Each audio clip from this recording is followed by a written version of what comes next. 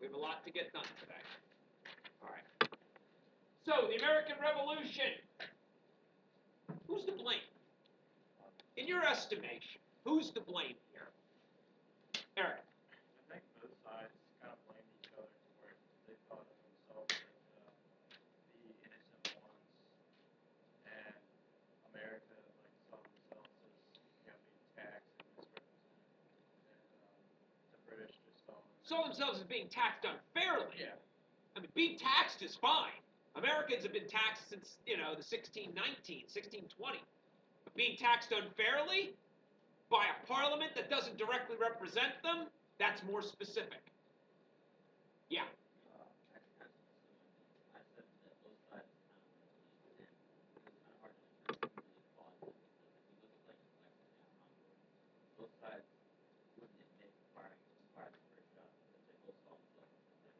Well, put yourself in the British point of view. Why am I going to Lexington and Concord? So the Americans can't fight back. Well, yeah, take their weapons away. Yeah, they take their weapons away, but why? Why take their weapons away? John? Huh? Well, have the Americans demonstrated a history of violence and rebellion that would necessitate maintaining law and order by taking away their weapons? See, that's a better, more specific answer than just they wanted to take their weapons away. Saying they want to take their weapons away doesn't provide me any context. Why would they want to do this? And that's really what we're looking at here, folks. We're looking at why the British are acting the way they're acting. Why do they believe what they believe? Why do they think what they think? Why do the Americans believe or think or do what they think, believe, or do? In its essence, we're really looking at human beings doing things. But why are they doing them? What are they feeling? How are they acting? What's the result? But we've got to be specific about that. And when I'm talking in your essays about a lack of specifics, that's what I'm talking about. You drop what I like to call rhetorical grenades. The British wanted to take away America's weapons, with absolutely no context.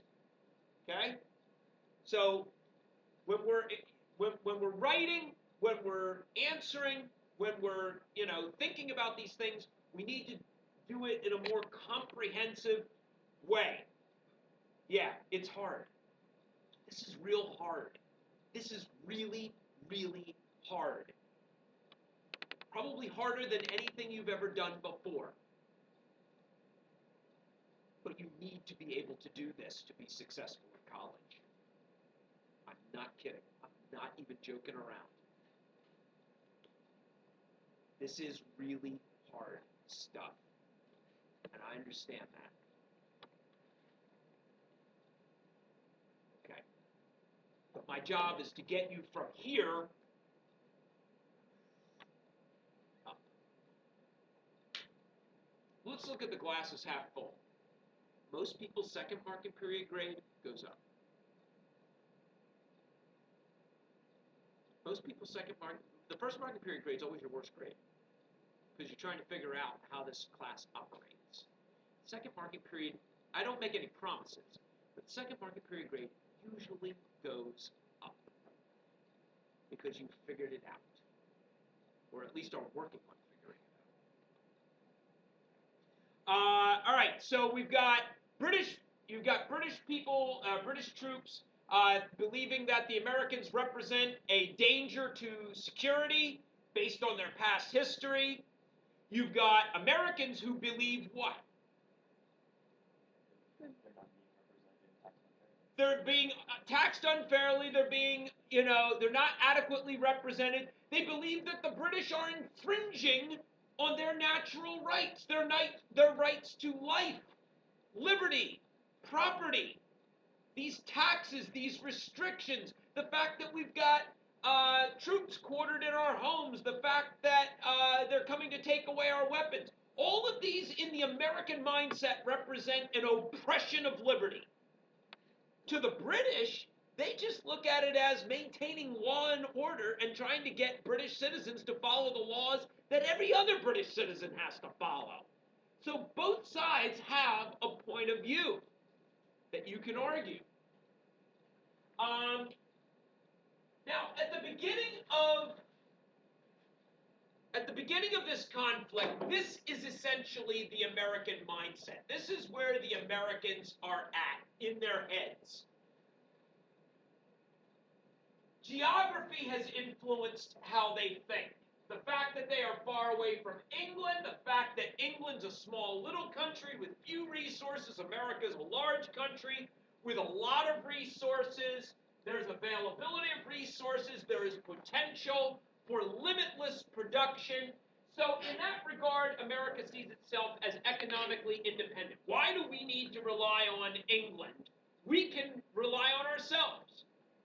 We're far enough away and we've got enough resources, we can economically sustain ourselves.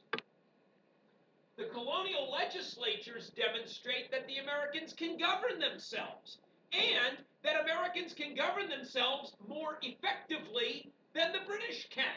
The British claim that virtual representation is enough to represent the people in America. Americans say, no, no, no. The direct representation that we have is better. We elect our representatives. Our representatives make decisions on our behalf.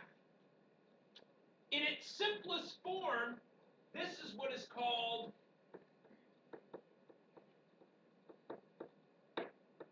republicanism, small r. Not Ronald Reagan, not Abraham Lincoln, not Richard Nixon, not Richard Nixon. No. Right. I shall resign the presidency effective at 2 long. Republicanism, small r. A philosophy of governance. We live in a democratic republic.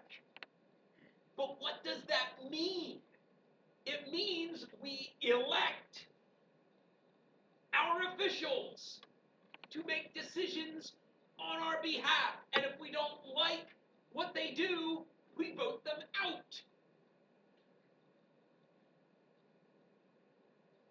So in that regard, the fact that they've been making laws, taxing themselves, the development and evolution of what becomes Republican ideology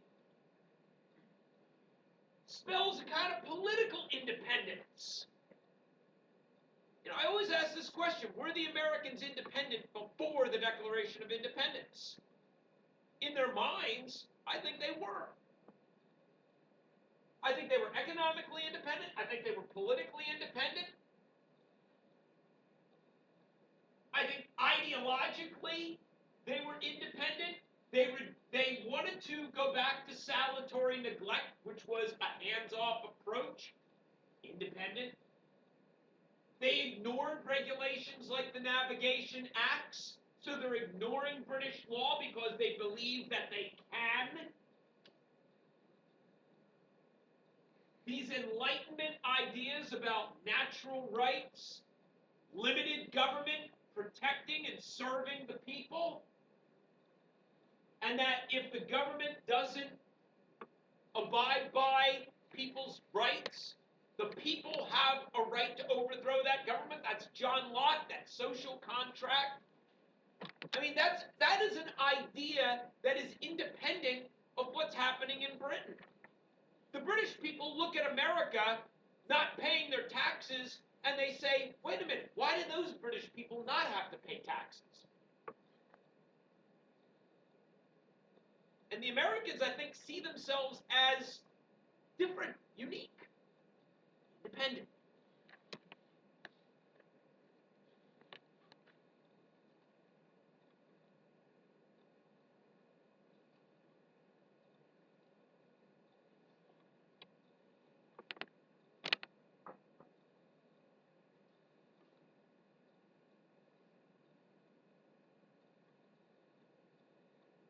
You got this?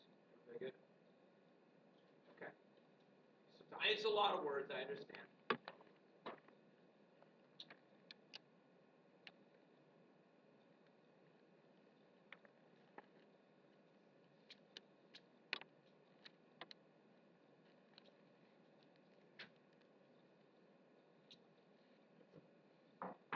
while you guys are finishing up writing this information down,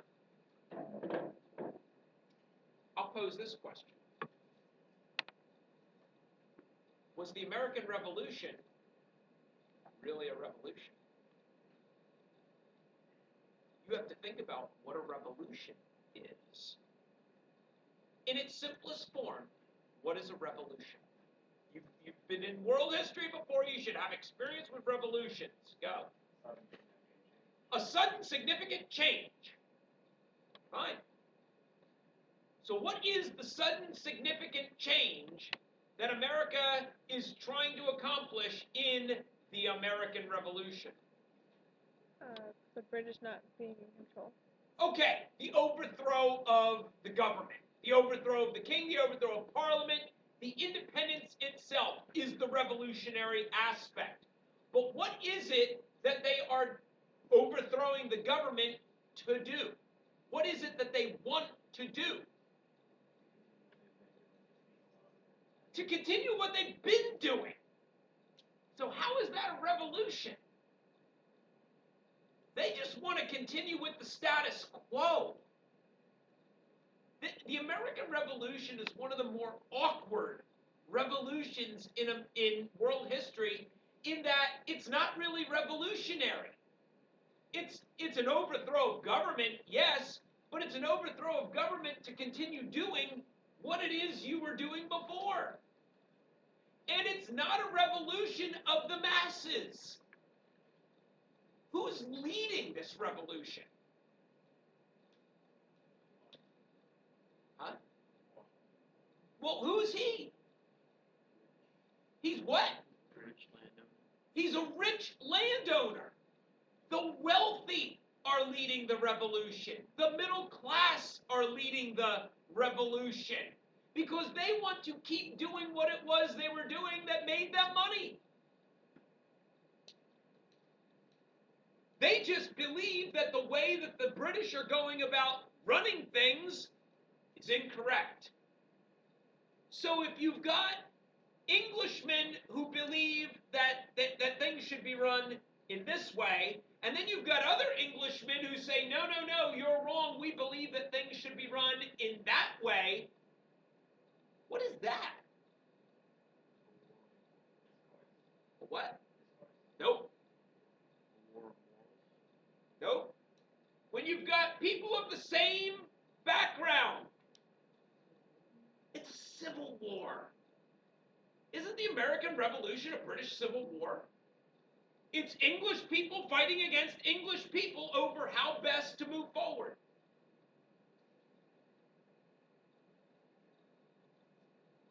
Yeah, the revolutionary aspects of this. Overthrowing British rule, establishing a democratic republic, promoting the idea of egalitarianism. Oh my God, a fancy word. It just means equality. That's revolutionary. But the fact that they're fighting for their rights as Englishmen because they believe the government of England is not giving them those rights or supporting those rights, that it's a struggle between British subjects, that there's a fear of the tyranny of the crown, the oppressiveness of the king, that's a conflict between subjects of the same government.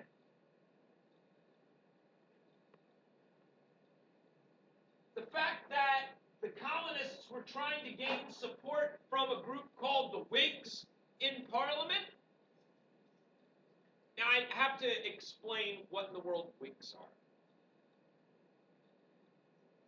The American political system for a time had a political party called the Whigs.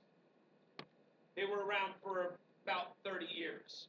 They got 2 presidents elected. They both died in office. But the original Whig Party was a British political party that challenged the authority of the king. They wanted to limit the power of the king. And so the Americans found common cause with these British Whigs in Parliament. Now, there was another political party in Britain that supported the king. And they were called, as they are today, the Conservative Party. That's actually who's running the government right now in England, the Conservative Party. They believe in more centralized control, authority. Some people refer to them as Tories. And they're still called that today. But back in the day, the conservative Tories generally supported what the king did. The Whigs challenged the king's authority and wanted to limit what the king did. So the Americans found common cause with the Whigs in Parliament and tried to appeal to them.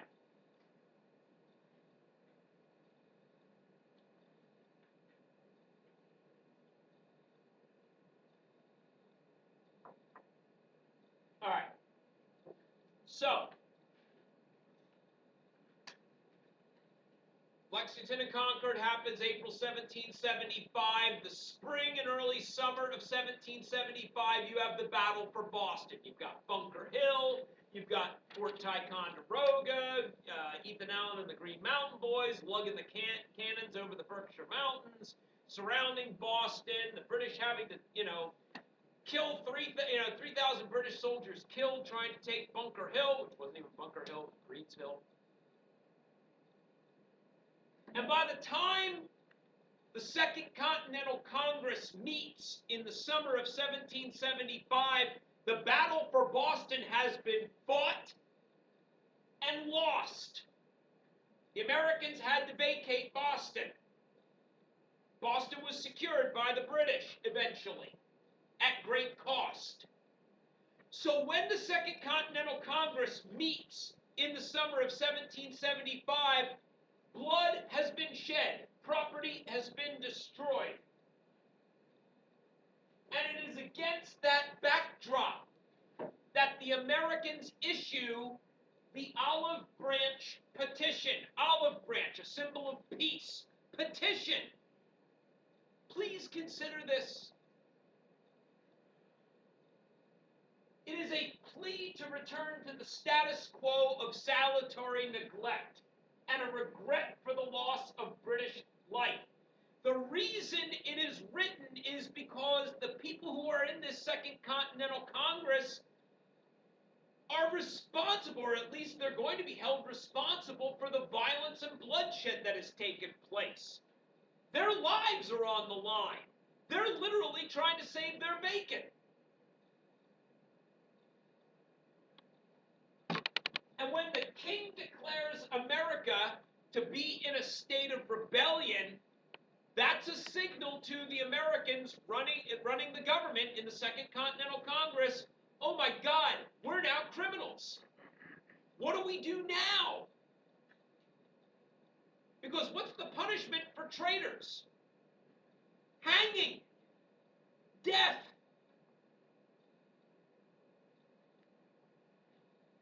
So George Washington, Ben Franklin, Thomas Jefferson, John Hancock, and the rest are considered criminals when the Olive Branch Petition is rejected by King George III.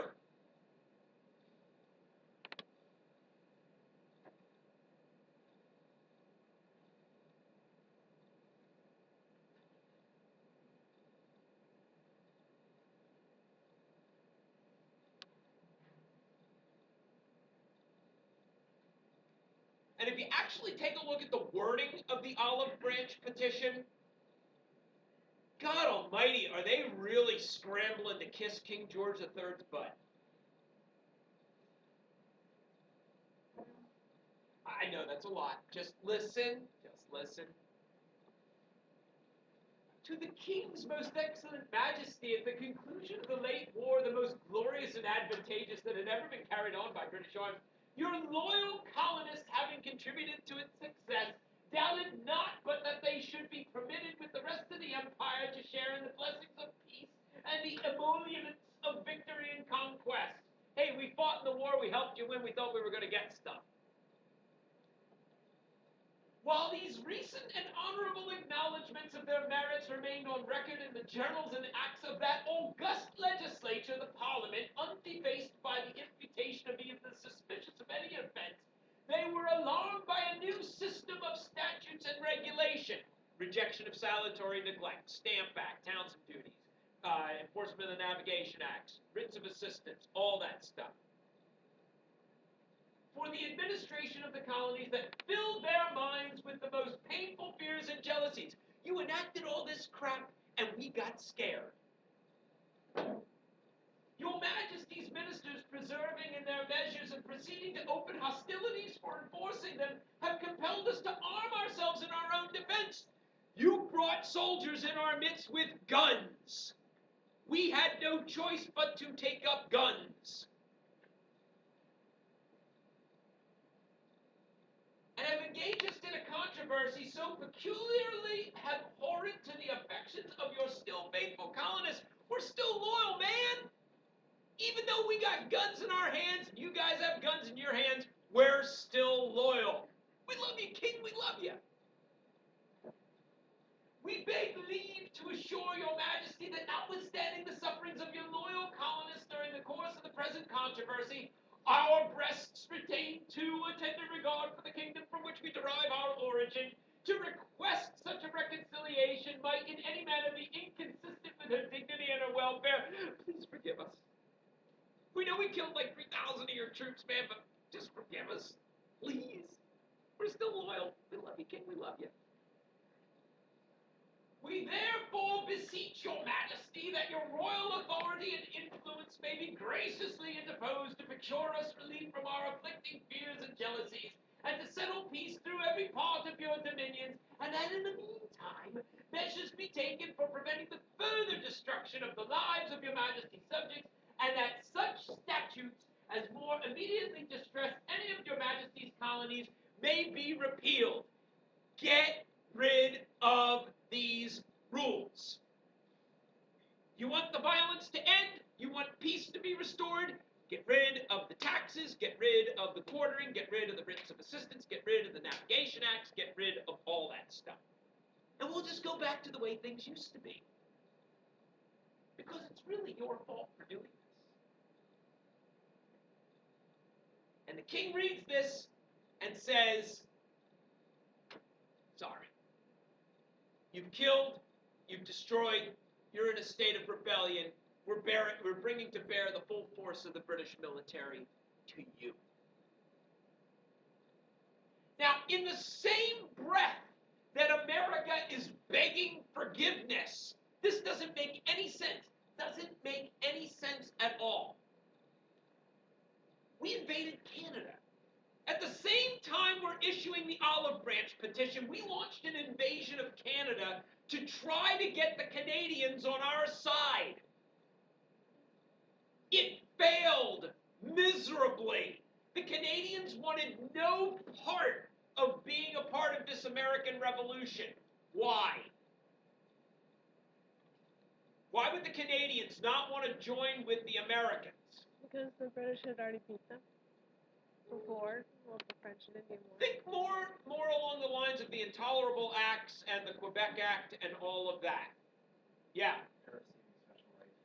They were getting special rights from the British government under the Quebec Act. The French people there could keep their language. They could keep their religion. What were they going to get under American rule? They were probably going to have to learn how to speak English and get rid of that Catholicism. Catholics would be persecuted. So they had a better deal under British rule than they ever would under American. So the Canadians fought back against the Americans and won because America's army stunk. America didn't even have an army.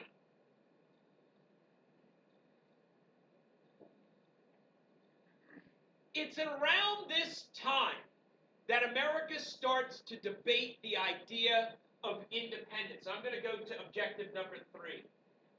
The Declaration of Independence, its purpose, its goals, its messages.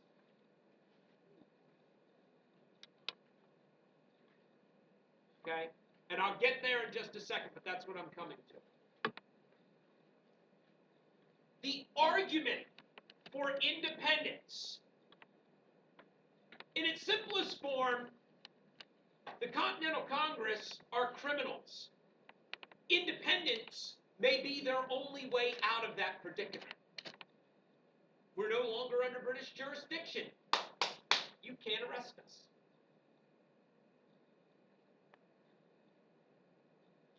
But Thomas Paine, in Common Sense, lays out the logistical reasoning, the rationale for independence. It's based on Enlightenment ideals, deist ideals, the idea of protecting individual natural rights, that there should be a government that promotes and protects those natural rights, that the British government is acting tyrannical, that Britain has no right to treat America this way. And, Paine also makes the argument that what's Britain? Britain's a little island country. America's this big, vast continent. How can a little island country attempt to control a big, vast continent with more resources and, in the future, more people? It doesn't make sense. It's common sense that a land like that would break away. It's common sense that if a people are being treated unfairly, if their rights are being violated, they should break away. That since America is promoting the natural rights of individuals, that the cause of America is in great measure the cause of all mankind. It's what makes us exceptional.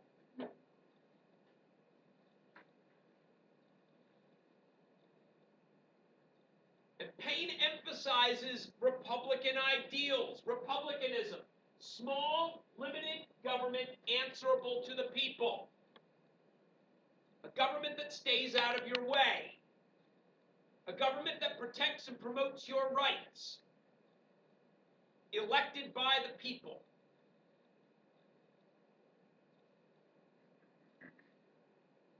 What about slavery? Oh, don't say the F word. La la la la la la la la la la. We're not talking about slavery. La la la la la la la. But natural rights and individual liberties. La la la la la la la la la. We're not talking about slavery.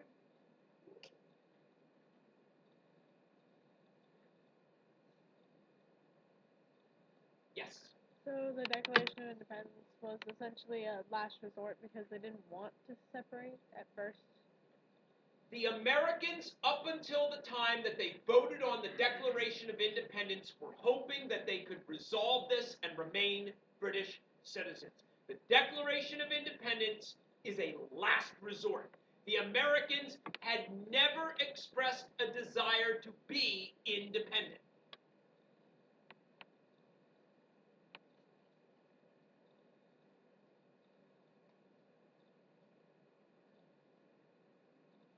Yes, please. Yes, absolutely. Common Sense was, it was written by Thomas Paine. It was printed and distributed through all the major seaport cities that had printing presses. It was widely read at the time. It was the most widely read document in the colonies. George Washington handed out copies of it to his army. It lays the philosophical underpinnings for independence. Why should we do this?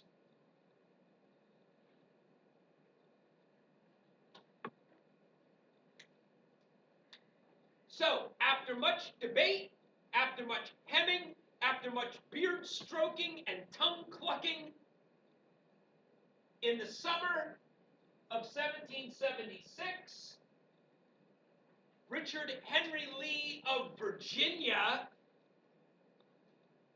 offers up a resolution that America should declare its independence. Now, guys, it is very important that a Virginian offer up this resolution. It's very important that George Washington be the head of the army. He is from Virginia. Why is it important to have the Virginians doing this? Doesn't this have to do with Virginia previously, Patrick Henry and the court case that they had? Where What about it?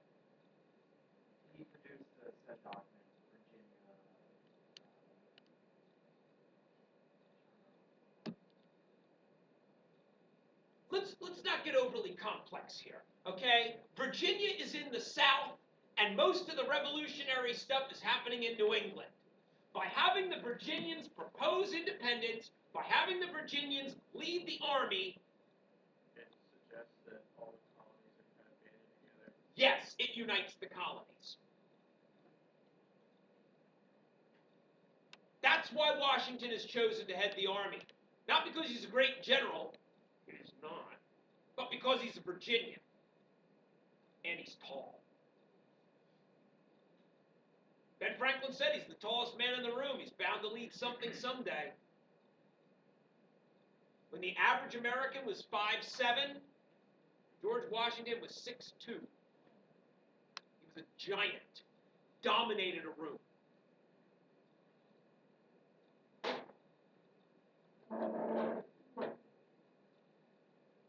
So the Lee Resolution offers up this idea of independence. It is voted on. They agreed to it. Now we need a document. Now we need a document that lays out a lot of things.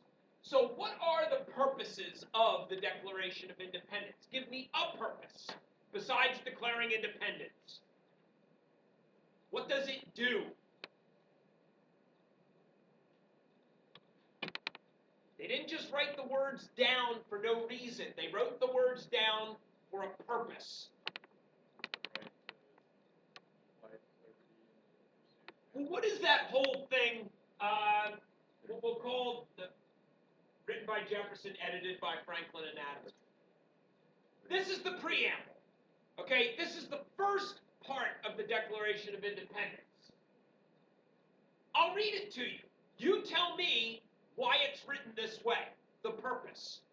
When in the course of human events it becomes necessary for one people to dissolve the political bands which have connected them with another, and to assume among the powers of the earth the separate and equal station to which the laws of nature and of nature's God. You see nature's law and nature's God? That's enlightenment, that's deism. Entitle them a decent respect to the opinions of mankind, require that they should declare the causes which impel them to separate. They're telling British why they're taking. This is why we're doing this. This is our whole raison d'etre. This is our reason for being. This is why we're doing what we're doing. We're laying out our mission here. We're laying out our vision. This is the vision statement of America. I know we talk about mission and vision statements, and quite frankly, they're useless. Unless you really believe what it is you're saying. We hold these truths to be self-evident. Truths. That all men are created equal. That is natural law given to us by God, the deist God. That they are endowed by their Creator with certain unalienable rights. That is deism right there. That among these are life, liberty, and the pursuit of happiness. John Locke has been cribbed here. That to secure these rights, okay, these are our rights. How do we protect those rights? That to secure these rights, governments are instituted among men. Men allow the government to exist. The government then protects those rights, deriving their just powers from the consent of the governed. The people allow the government to exist. That's social contract. That's John Locke. That whenever any form of government becomes destructive to these ends, it is the right of the people to alter or abolish it and to institute new government. That is social contract. That is John Locke. That is Enlightenment ideology. The government exists for the benefit of the people, not vice versa. Laying its foundation on such principles and organizing its powers in such a form as to them shall seem most likely to affect their safety and happiness. This is what we are all about.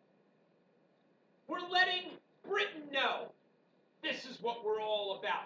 We're letting the world know this is what we are all about. Why are we doing what we are doing? This is why. This is our philosophical underpinnings.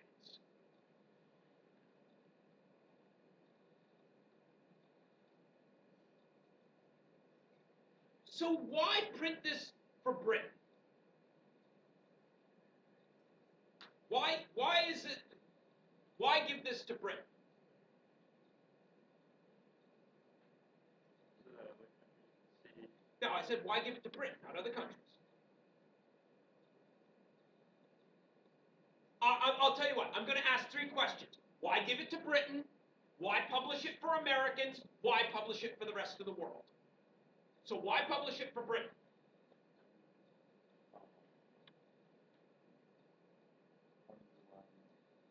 Why they are rebelling? Yes, to underline why they're rebelling and here are the mistakes you've made. Why give it to Americans? And to try to get as many Americans on board as you possibly can. We need to rally Americans around this idea that all men are created equal. Why give it to the rest of the world? Go. Since the British were superpower, they wanted to get as many other countries to aid. That's it. That is exactly it. The Declaration of Independence is a plea for help. It is a plea for help, for aid, for assistance. The Americans went into this believing that they would get aid, believing that they would get assistance. There was this expectation for aid. Yeah. How many Americans at this time were getting assistance? I don't know. I don't have census figures on that. I would say that deism was more popular here than it was in the early 1800s. I would say deism dies out by 1830.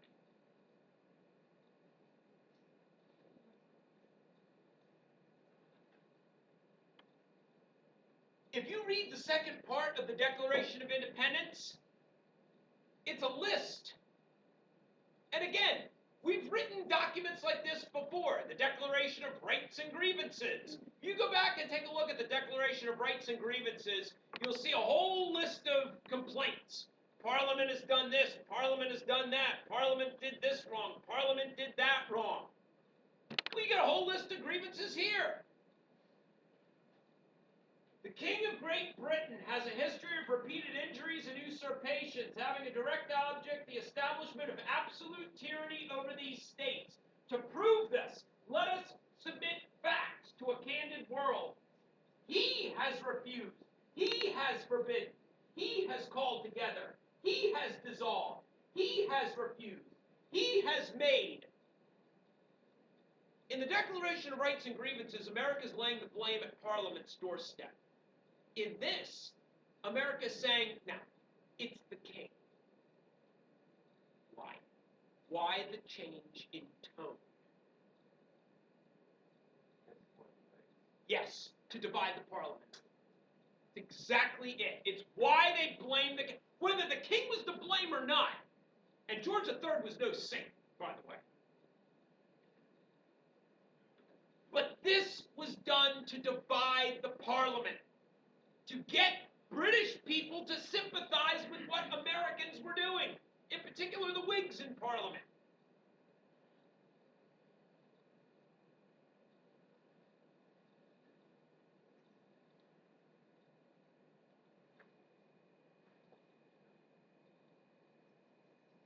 All right. So, independence has been declared, fighting has started, George Washington is named to the head of the army. Who's got the advantage? Who's got the disadvantage? Advantages and disadvantages of both sides at the war's outset. Who should have won? Who should have won? The British. Why? Because they had a bigger, well-trained army. They had an army. We've got a Hulk. No. They had an army. They also had the money to fund the war. Money. They were a major world power. They were a world power. They had been established for 1,000 years. They had a legitimate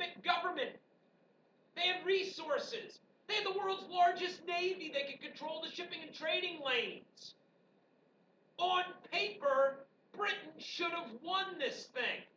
Hands down, going away. But that's why they play the game. Because what are the advantages that the Americans had? Yes. Yes. That is the big advantage. You got it. The big advantage is the home field advantage. Britain has to come here to a land they don't know. Americans, we know all the nooks and crannies. We know the hills, we know the valleys, we know the trees, we know the fences, we know the rocks, we know where everything is. All we have to do is just not get captured. Yeah. Their coast is really big, so the British could blockade them. Yeah, it was very difficult to blockade the Americans. Absolutely. That was an advantage that America had. We had our coastline was porous. I mean, we could get out anywhere. Yeah. The fact that Britain needed to bring their army, not necessarily just their navy. Because They had to commit resource. They had to commit a lot of resources to this endeavor. And guys, keep in mind, Britain had already fought 85 years, 86 years of war. And here they are fighting another war in North America. It would be like us going to Vietnam and then going to Vietnam again and then going to Vietnam a third time to fight the same war. So you can imagine what the attitude is among the British people. We're going there again?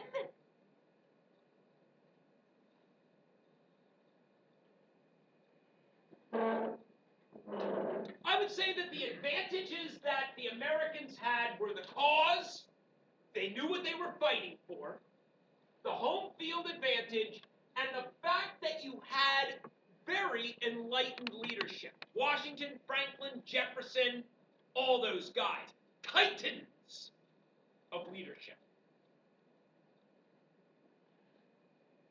The disadvantage? Britain, superior in every way. Navy, army, money, resources. The fact that America had a very weak, decentralized government called the Articles of Confederation, which was ratified in 1777. The fact that America was not organized. We're having to start everything from square one. How do you build an army? How do you build a navy? How do you build a government, for that matter? Starting everything from scratch. And we got no money. And the government doesn't have the ability to tax people to get that money. I mean, why would the Americans replace one government that taxed them unfairly with another government that would tax them? So most of the money to pay for the revolution didn't come from taxes, it came from donations from wealthy benefactors. A lot of people lost their money, lost their entire fortune on this thing. We have no army, no navy.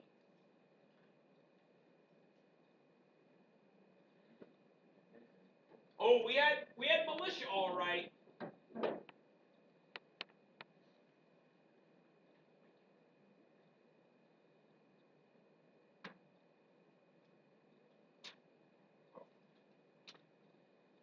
All right, so there are three phases to this war. There's a beginning phase, a middle phase, critical period, and an end phase. What is the first phase of the war? It's in New England, and by 1776, it's over. Boston is secured. It's under British control. So, it's done. Phase one, done. Bunker Hill, Boston. Americans have to vacate Boston. It's under British control. Phase two. Where is phase two? Mid-Atlantic. Pennsylvania, New York, New Jersey. Now, this is a critical period. This is the time when all could be lost. Okay? This is why. For the better part of 1776, George Washington and his all-volunteer militia army are fighting in and around New York City. and they're losing battle after battle after battle. I mean, guys, you've been on teams that have lost and lost and lost and lost, right? How does it feel? Stinks. Stinks bad. Why am I doing this?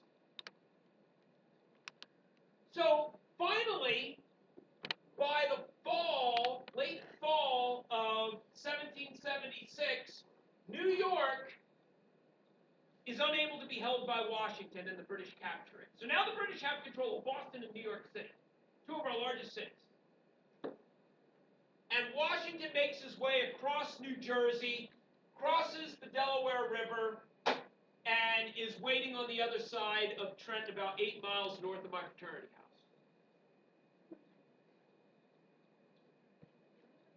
Yeah, I was. I was the president of my fraternity. Yeah, I was. Anyway, so here Washington sits. It's a couple days before Christmas. The enlistment of his soldiers is up at the end of the year. December 31st, most of the soldiers have let Washington know that when December 31st rolls around, we're tired of the losses. We don't think we can win this thing. We've got families and farms that we have to take care of. We're leaving. We volunteered for this anyway, and we're not getting paid. We're going back home. Washington says, stay with me. Stay with me for one more battle, and I promise you victory. I promise you good times. That is why Washington and his army cross the Delaware and make the 8-mile march in the snow on Christmas Eve to Trenton. Who do they attack? Now, who do they attack in Trenton? Who are Hessians? They are Germans. See, the British don't have enough soldiers, so they have to hire mercenaries. These are German soldiers for hire from the region of Hesse in Germany. Hesse, Hesse. Now, why attack them on Christmas Eve? They're German. Because they're Matter of fact, the attack takes place about 5 o'clock in the morning. because Huh? Perhaps. They definitely celebrate Christmas. No, they're not Catholic. they celebrate Christmas and since it's early in the morning, their guard would be down. Okay. That's true, their guard is down, they're probably sleeping, but what were they probably doing the night before on Christmas Eve? They're Germans, they were probably drinking it up. So these guys are either drunk or hungover and in their racks at 5 in the morning when George Washington's army comes storming and says, ah! And he gets a win. He manufactures a win out of thin air. That's right. Know your enemy. Then, the following day, marches to Princeton and defeats the British at Princeton. He's now 2 for 2 in 2 days. I promise you victory. I promise you good times. And most of the army resigns for another year.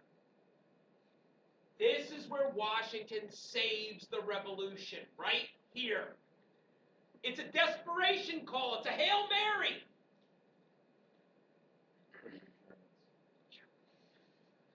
Germans.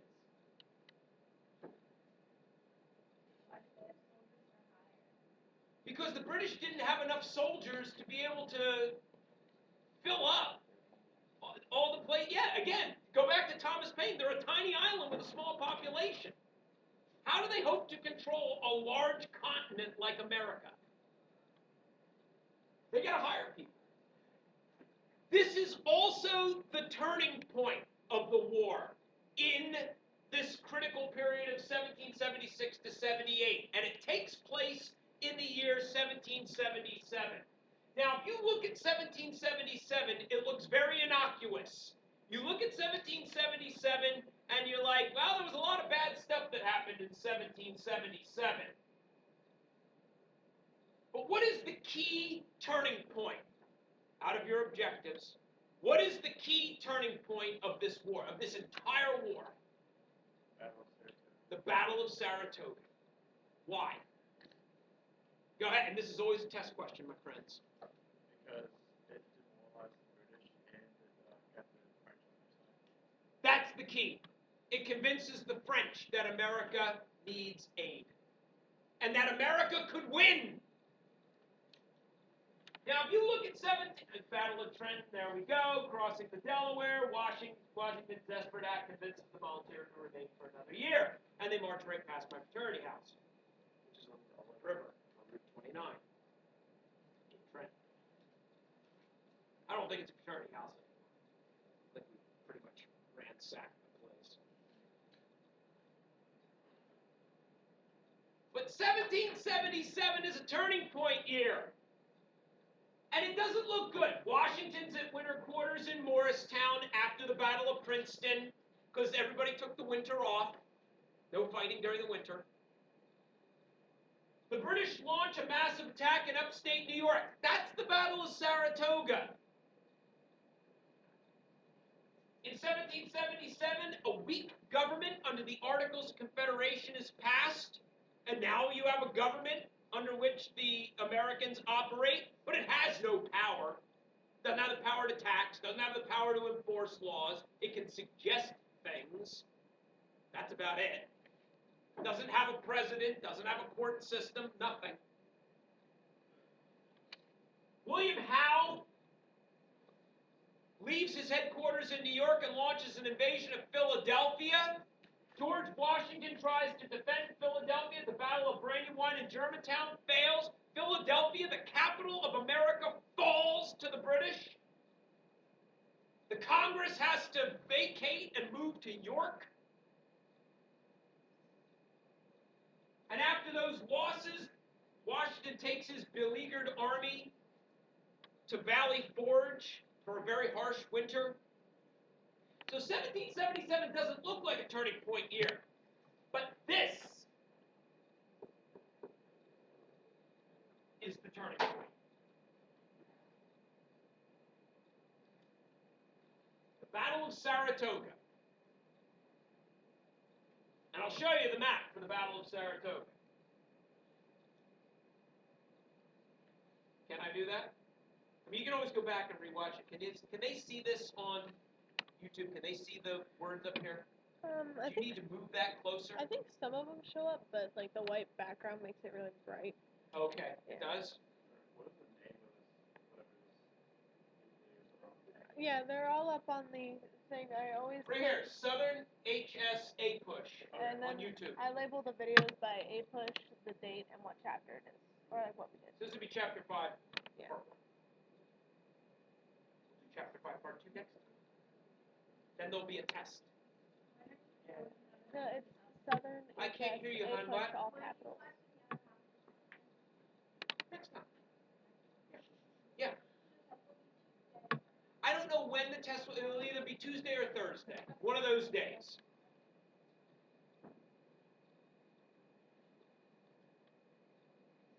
Okay, so this is the thing you really need to know. The Battle of Saratoga convinces the French that America should receive aid and supplies. American diplomats had been in Paris trying to convince the French government for a couple of years to provide aid and support. France didn't want to get into it because they knew that if they sided with the Americans, they would wind up going to war with Great Britain. It takes the Battle of Saratoga to convince the French government that Mr. Franklin, Mr. Jefferson, and Mr. Adams are worthy of that aid. And so, as a result, in 1778, you have the declaration of the Franco-American Alliance, a treaty of alliance. France will be our main benefactor. We receive weapons, we receive troops, we receive naval aid, we receive financial aid. And this is due in large part to the diplomacy of Ben Franklin, Thomas Jefferson, and John Adams. They are our main diplomats in Europe. As a matter of fact, we're going all around Europe with our hat in our hand, asking for handouts. We go to the French, we go to the Dutch, we go to the Spanish.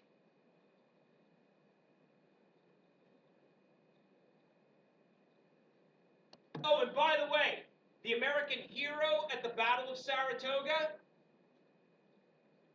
not George Washington. George Washington is nowhere to be found near that battle. The American general in charge was a guy named Horatio Gates.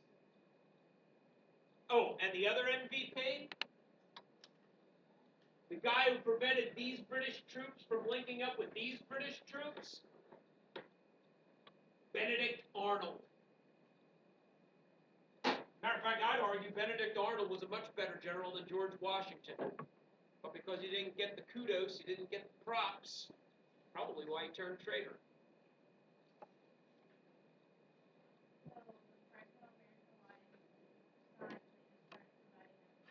Yep.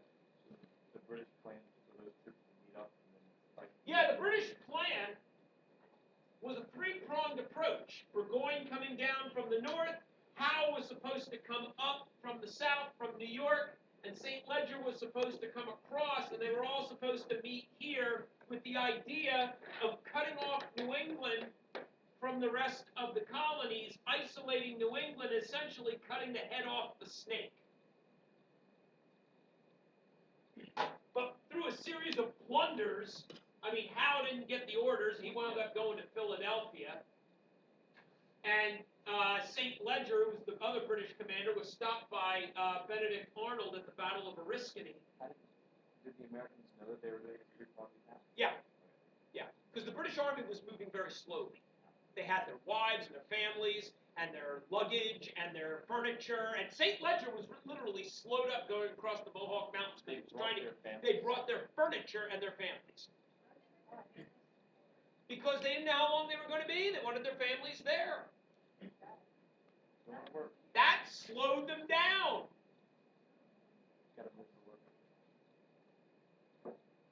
So, the Franco-American alliance, after the Battle of Saratoga in 1777, money starts flowing in by 1778. The Dutch also help us out. They provide a lot of money.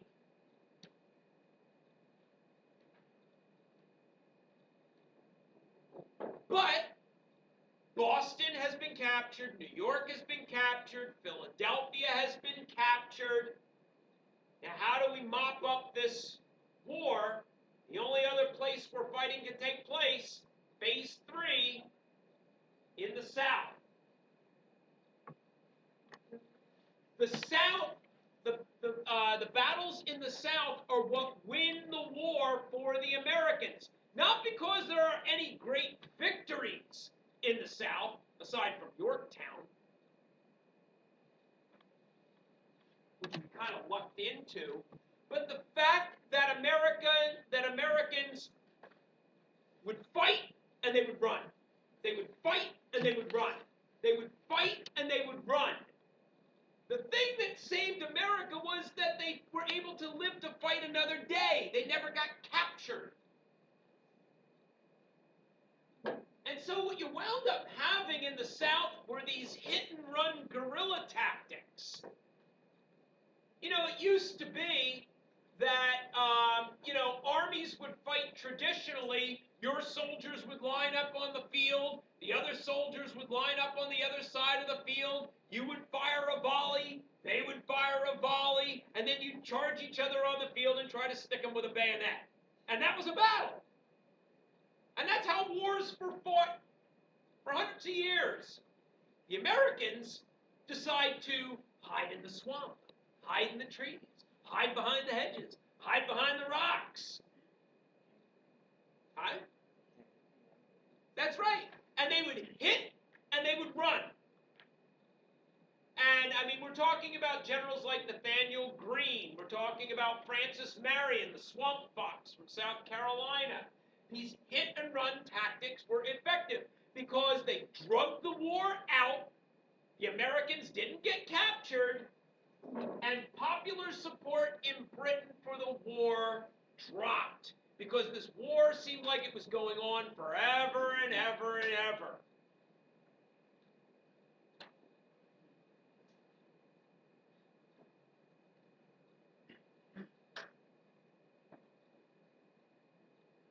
And lest you think that the war was just happening here in the 13 colonies, the war was taking place in other places as well. John Paul Jones, the father of the American Navy, is fighting the British on the high seas, and in some cases winning. He's even launching attacks in Britain itself. His sailors would land on the coast of Britain in the middle of the night, attack a British city, and leave before anybody was any wiser. Bringing the war home to Britain, making the war unpopular. That was the goal of the Americans. Keep this thing going until popular support in Britain falls.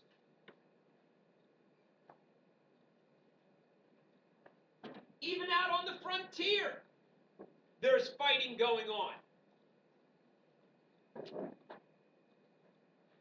George Rogers Clark defeating British and Native American alliances. By the way, the Native Americans were extremely confused as to what to do.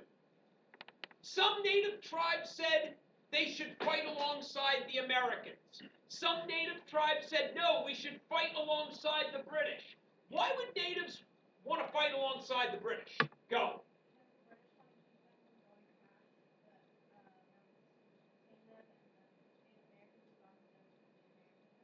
That's exactly right. You are exactly correct. If the Indians sided with the British were probably going to do a better job of containing Americans and keeping them from spreading west of the Appalachian Mountains. Why would some Indian tribes want to fight alongside the Americans? Go ahead.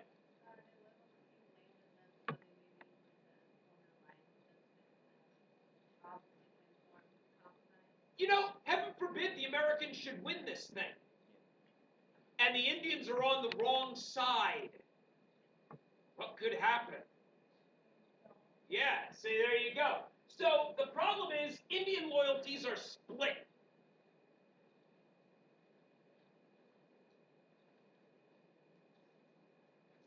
As a matter of fact, the Iroquois Confederacy, which had been united for years, Mohawk Indians, Oneida Indians, Indians in upstate New York, a lot of the Genesee Indians. I'm trying to think of the other tribes that were up there that made up the Iroquois Confederacy. But they were split.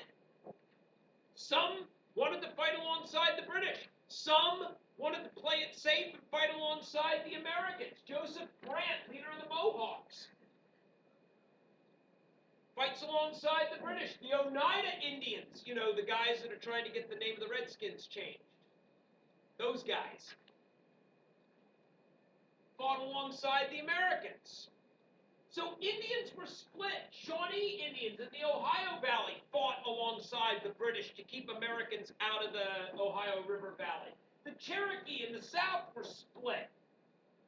The British were using Indians to attack Americans out on the frontier.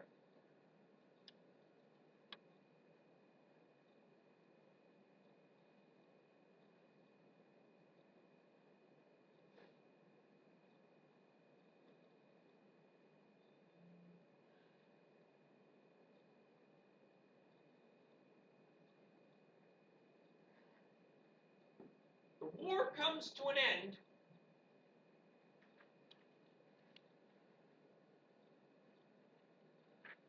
in 1781. Just know that Indian loyalties were split. That's really what you need to know. Some Indians fought alongside the Americans. Some Indians fought alongside the British because they weren't sure who was going to win. I would know that the Iroquois Confederacy. By the way, did I say anything about Joseph Brant? Yeah, why is he white?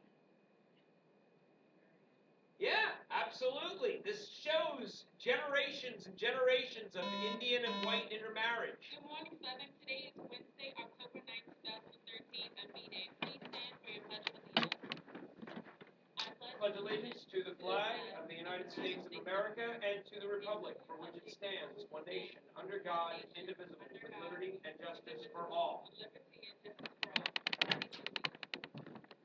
Good morning, students and teachers. Tomorrow is the pre-administration for the PSAT in the morning, so there will be no Bulldog block in the morning. So again, tomorrow, October 10th, all 9th, 10th, and 11th grade students should report to their PSAT homeroom. If you do not know the room to which you are assigned, please check with any of your teachers. They have a neon orange poster which designates where you should report for tomorrow's PSAT pre-administration activity. You can also check the posters that will be posted in the cafeteria and hallways today. Again, the administration for the PSAT is tomorrow morning. This saves us a lot of time on test day, saves you a lot of time on test day when you take the actual PSAT. Please bring several sharpened number 2 pencils to your PSAT room. No mechanical pencils are allowed. All seniors and some juniors planning to graduate in 2014 will report to the cafeteria during this administration. Again, tomorrow, seniors and juniors that are graduating, you need to be in first period by 7:55 as always. Now for the rest of morning announcements. The Battle of Yorktown signals the end of the American Revolution, and after 2 years of negotiation with the Americans, they hammer out a treaty to end the war. It's called the Treaty of Paris 1783, as opposed to the Treaty of Paris 1763. Any freshmen interested in decorating your class? The Treaty of Paris is very generous to America. See Ms. Morrison in F-104 after school. Recognizes American independence. Please bring materials. America acquires all the land to the Mississippi River, all the way down to the Gulf of Mexico. From the Great Lakes to the Gulf of Mexico. All that land that America had their eyes on, they got it. Attention Model UN Club. Mandatory meeting for all members attending the They even got fishing rights off the coast of Newfoundland. October 15th. In British fishing grounds. That's pretty We'll be good. assigning committees for the conference. And all the British ports Attention all students. that are out here in the West have to be evacuated by the British and turned over to the Americans. The only thing that America has to do as part of the Treaty of Paris, ending the American Revolution, is pay loyalists back for their losses during the war. Who are the loyalists? Fields of Faith will take place at 7 to 8 Who? p.m. at South. Not the Indians who were loyal. They were Americans who remained loyal to the British Crown because they had business dealings in England where their wealth depended on that business. They didn't want to break relations with the English Crown. They made too much money.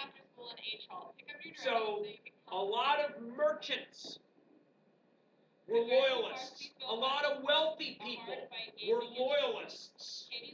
And those loyalists during the war had their property confiscated, had their businesses confiscated. A lot of times their homes were ransacked and destroyed, and things were stolen. The British said that the Americans had to pay those loyalists back. And so, of course, we ignored it. We did not pay loyalists back, and most loyalists, most Americans who had remained loyal to the British Crown during the Revolution either moved back to Great Britain or moved to Canada. Underclass picture retakes are today. Students who are having their picture taken can go to the Interesting auditorium question. during lunch or any At its time. peak, how many people in America supported the war for independence? Attention juniors. The competition is fierce. We need your help to make the junior homecoming hallway the best ever. Me and Mrs. Varney's home. About a third of the population supported the war for independence. A third were loyalists, and a third didn't care. Either way, it would have been fine either way. So this was really a struggle of wealthy elites who wanted to maintain the status quo, who were being impacted by the taxes and regulations, By donating candy. and it was a minority movement. At the It did not SGAT represent the will of the majority. It was a minority movement. the most donations by homecoming, learn a reward. Show your class spirit while feeding the hungry. Okay, Donate we'll food, get to money, that next time. So your responsibility is the next 5 objectives. I would like your top 5 that you have now. Thank you.